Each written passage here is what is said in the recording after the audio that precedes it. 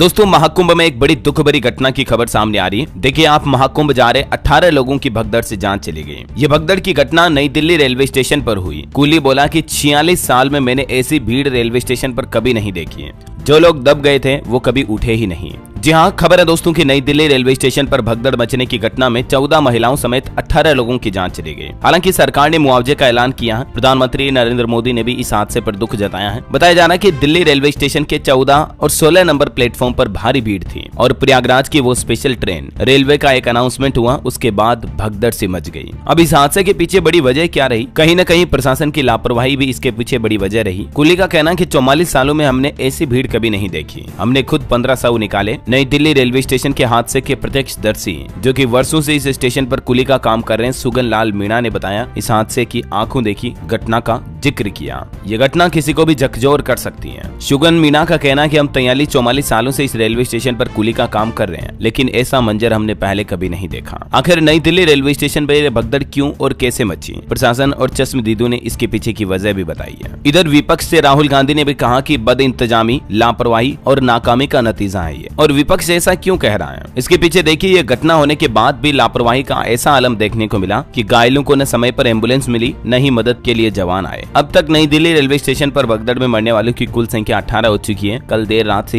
ये घटना हुई थी। इसमें लगभग 14 तो महिलाएं और 3 तो बच्चे भी शामिल हैं। एक और दूसरे शख्स को बताया जा रहा। महाकुंभ जाने वाली 2 ट्रेनें लेट हुई तो लोगों की भीड़ बढ़ने लगी। अब ट्रेनें लेट हुई, लोगों की भीड़ बढ़ने लगी, तो कहीं न कहीं भीड़ का मैनेजमेंट प्रशासन द्वारा सही से रखा नहीं गया, राइट? क्योंकि दोस्तों अभी महाकुंभ जैसे जैसे समापन की ओर आगे बढ़ रहा है, लोग चाह रहे हैं कि जल्दी से जल्दी उनकी भी यात्रा हो, उनकी भी स्नान पूरा हो जाए। तो आज संडे पर भी महाकुंभ में जबरदस्त भीड़ देखी जा रही है। प्रयागराज शहर के बाहर गाड़ी पार्क करके लोगों को पैदल जाना पड़ रहा है। संगम स्टेशन बंद है। आज देश के परिवहन मंत्री नितिन गडकरी भी यहाँ आएंगे। अब देखिए, ये जो दिल्ली रेलवे स्टेशन पर भगदड़ की घटना हुई, ये क्यों और कैसे हुई? तो ये हादसा प्लेटफॉर्म नंबर 13, 14 और 15 के बीच हुआ कुछ यूं दोस्तों की महाकुंभ जाने के लिए रेलवे स्टेशन पर शाम को 4 बजे से ही बड़ी तगड़ी भीड़ जुटने लगी थी और रात में तकरीबन 8, साढ़े 8 बजते प्रयागराज जाने वाली 3 ट्रेनें लेट हो गई, तो जिससे भीड़ और भी ज्यादा बढ़ गई और भगदड़ से मच गई। हालांकि शुरुआत में तो नॉर्दर्न रेलवे के CPRO ने भगदड़ की बात से इनकार किया था। उन्होंने कहा था कि ये सिर्फ अफवाह है, लेकिन दिल्ली के उपराज्यपाल VK सक्सेना ने भी ट्वीट करके मौतों पर संवेदना व्यक्त की। इसके 20 मिनट बाद ही LNJP ने 15 लोगों की मौत की पुष्टि की थी।